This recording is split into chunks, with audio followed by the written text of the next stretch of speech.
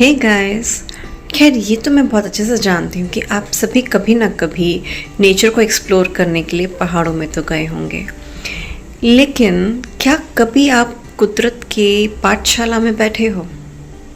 कहने का मतलब है कि जब आप नेचर को एक्सप्लोर कर रहे होते हो, जब आप किसी डेस्टिनेशन में पहुंच रहे होते हो तो 100% आप आसपास की वादियों को देखते रहते होगे।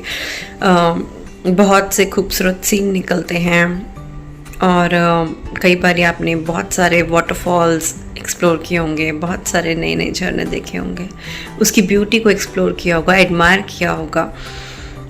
और क्या कभी किसी ब्यूटी ने उठ के एक सवाल खड़ा किया है? कुछ दिनों पहले ही जब बारिशें बहुत थी तो हमने उन पानी की बूंदों से तबाहियों को देखा है, किस तरीके से डिज़ास्टर हो जाता है, किस तरीके से किस तरीके से बाढ़ आ गई और लोगों के घर बिखर गए। और यही पानी की बूंदें जब किसी पहाड़ से उतर रही होती हैं तो कितनी खूबसूरत लगती हैं। हालांकि ये बात नहीं है कि पहाड़ बहुत सख्त होते हैं, इसीलिए बारिशों में देखो लैंडस्लाइड्स भी बहुत होते हैं, सख्त से सख्त पहाड़ बिखर जाता है। और वहीं जो परमानेंट झरना चल रहा होता है,